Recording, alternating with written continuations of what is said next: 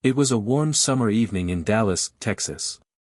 Inside the private wing of St. Mark's Medical Center, the halls buzzed with urgency. Monitors beeped in steady rhythms, nurses moved with silent precision, and then came the sound of wheels. A gurney rolled in. On it lay Ethan Caldwell, mid-50s, powerful, pale, and drenched in sweat. A self-made millionaire. Known for his ruthless business instincts and outdated views. His heart pounded against his ribs like a war drum. Pain radiated through his chest. For the first time in his life, Ethan felt what money couldn't fix: mortality. Then, the attending physician walked in. Dr. Marcus Reynolds. Mid-40s. Calm, commanding presence. A Harvard-trained cardiologist with 2 decades of experience. And black. Dr. Reynolds scanned the chart, then looked Ethan square in the eyes. "Mr. Caldwell, you're experiencing a cardiac event. We need to move quickly." Ethan blinked, barely processing the words. His eyes narrowed. And then, he said it. "I want another doctor." Silence fell like a curtain. The nurses froze. Dr. Reynolds didn't flinch. This wasn't his first time hearing those words. But it still cut deep. "I understand your concern," he said, steady as ever. "But I'm the attending tonight. You're in good hands." Ethan gritted his teeth. "Get me someone else." Dr. Reynolds looked at him for a moment. Then quietly stepped back. "I'll be outside.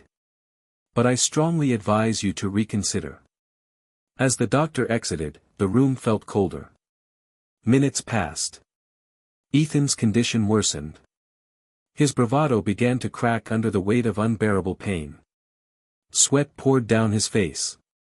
Fear flickered in his eyes, but not enough to let go of his prejudice. "Mr. Caldwell," a nurse whispered, "Dr. Reynolds is your best chance." Ethan barely managed to speak. "No. Someone else." But outside, Dr. Reynolds had already seen the signs. He wasn't going to let this man die, not if he could help it. "We're losing precious time," a senior nurse warned. Dr. Reynolds nodded. "Prep the cath lab." He re-entered the room as Ethan clutched his chest, gasping. "There's no time, Mr. Caldwell," he said. "You're having a heart attack. If we don't act now, the damage will be permanent."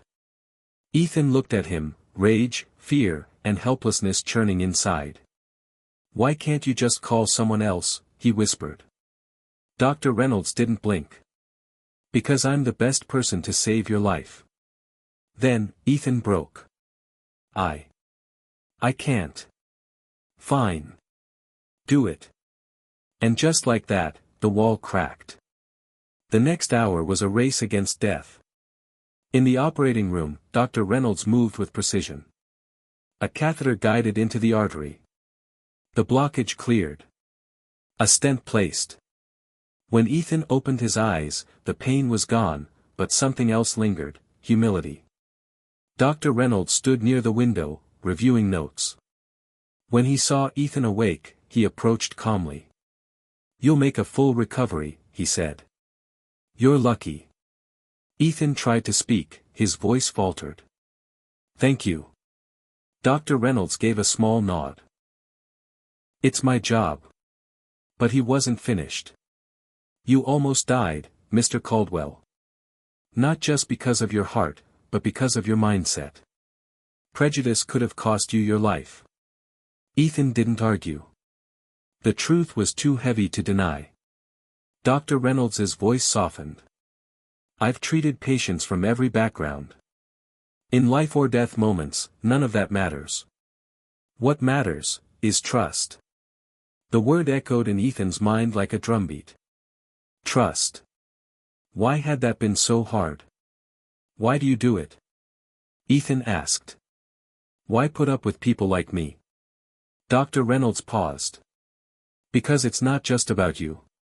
It's about the ones who come after you.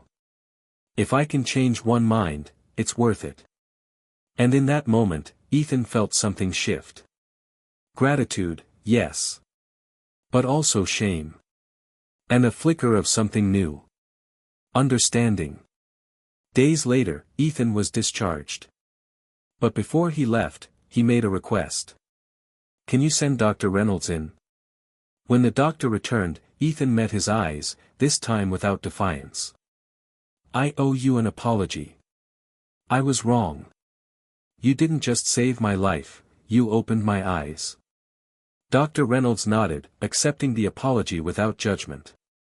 "Change is a process," he said.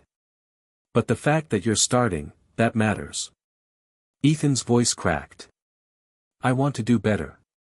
For others." And he meant it. Months later, Ethan Caldwell took the stage at a medical scholarship gala. Behind him, a banner bearing the names of underprivileged students entering the medical field, thanks to his new foundation. He looked out at the crowd. "It's never too late to change," he said. "Sometimes, the person you least expect teaches you the most important lesson. The one who saves your life, might just help you find it."